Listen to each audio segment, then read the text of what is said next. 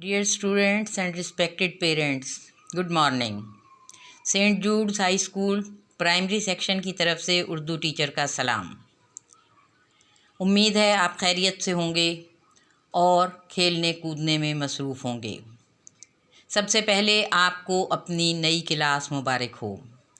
अब आप तरक्की का एक और ज़ीना तय करके दूसरी जमात में आ चुके हैं, जिसके सबूत के तौर पर ये जमात दोम के लिए उर्दू की बहार नंबर 2 आपके सामने है। यकीनन आपने किताबें, नए साल की किताबें ख़रीद ली होंगी और उन्हें अब तक खोलकर अच्छी तरह देखकर खुश भी हो चुके होंगे। तो अभी तक तो बात देखने और खुश होने तक थी, लेकिन अब हम आज से अपनी बाकायदा क्लास का आगाज़ करेंगे। जैसा कि आप सब जानते हैं कि इस दफ़ा नए साल के शुरू में आप नए बैग और नई किताबें लेकर स्कूल नहीं आ पाएंगे, क्योंकि कोरोना वायरस की वजह से हमें आपस में फ़ासला रखना है और अपने अपने घरों में रहना है। यकीनन गुज़श्ता 2-3 महीने की मुसलसल चैनल की कोशिशों से आप कोरोना वायरस से बचने और लड़ने के तरीक़े सीख चुके होंगे। इन्हीं एहतियाती तदाबीर को इख्तियार करते हुए हम अपनी तालीम का सिलसिला दोबारा से शुरू करेंगे, क्योंकि हम ज़्यादा अरसे तक तालीम से दूर नहीं रह सकते। इस सिलसिले को कायम करने के लिए, इस सिलसिले को दोबारा से जोड़ने के लिए सेंट जूड्स की इंतज़ामिया ने एक तरीक़े कार निकाला है और उसकी पहली कड़ी आपके सामने है। इस सिलसिले में आज हम अपनी क्लास का आगाज़ आमने सामने जमात के कमरे में बैठकर करने की बजाय अपने अपने घर पर बैठकर करेंगे।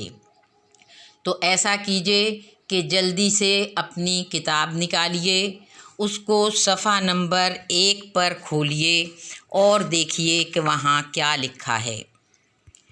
इस मौके पर मैं आपके वालिदैन से मुखातिब होना चाहूँगी, इसलिए कि मैं समझती हूँ कि ये तरीक़ाकार आपके लिए अभी बिल्कुल नया है और इसे समझने में आपको कुछ वक्त दरकार होगा। ऐसे वक्त में यकीनन वालिदैन आपके मददगार साबित हो सकते हैं।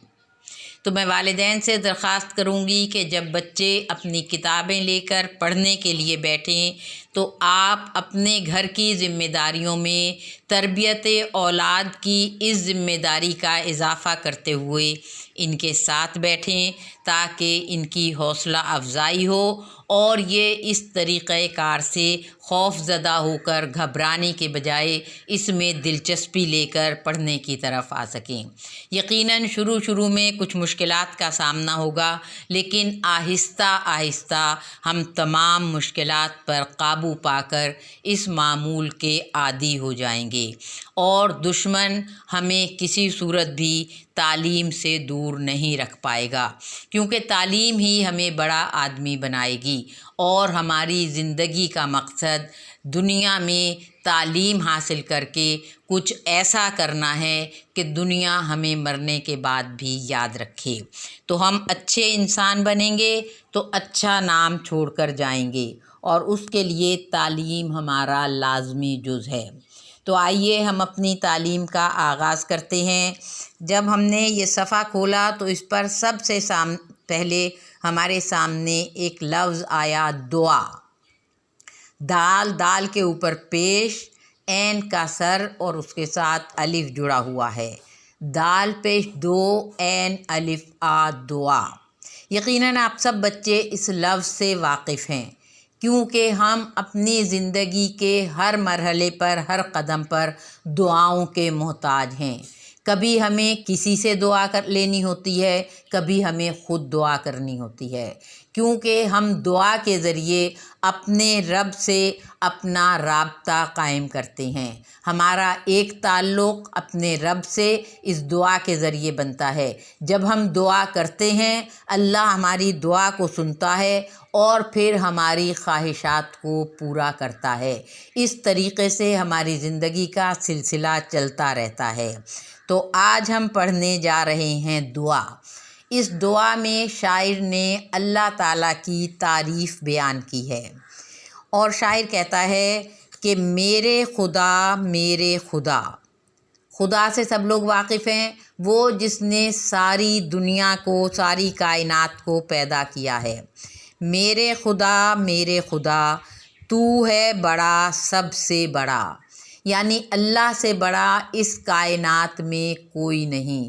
وہ سب سے بڑا ہے، وہ اکیلا ہے، وہ دنیا کی ہر چیز کو بنانے والا ہے، اسی نے اس کائنات کو پیدا کیا ہے۔ ہمیں جو چیز بھی نظر آتی ہے وہ خدا کی بنائی ہوئی ہے۔ ہم آسمان پر نظر کریں تو ہمیں چاند اور تارے دکھائی دیتے ہیں، دن نکلے تو سورج نظر آتا ہے، باغوں میں جائیں تو پھل پھول دکھائی دیتے ہیں، اور جس چیز پر بھی نظر ڈالیں، درختوں پر چہچہاتے ہوئے پرندے، قسم قسم کے جانور، ہماری ضروریات پورا کرنے والے جانور، ہماری سواری میں استعمال ہونے والے جانور، ہماری خوراک میں استعمال ہونے والے جانور، یہ سب خدا کے پیدا کیے ہوئے ہیں۔ مطلب کیا ہے کہ اللہ نے جب انسان کو پیدا کیا تو اس کی ضروریات کے لیے اس دنیا میں ہر چیز کو بھیج دیا۔ کیسے کروں تیرا شکر ادا؟ اب جب اللہ نے ہمیں اتنی نعمتیں دیں تو ہم پر لازم ہے، ضروری ہے کہ ہم اس کا شکریہ ادا کریں۔ جیسا کہ آپ جانتے ہیں، جب کوئی آپ کو کوئی چیز دیتا ہے، آپ کی مدد کرتا ہے، تو آپ فوراً اسے تھینک یو کہتے ہیں، اس کا شکریہ ادا کرتے ہیں۔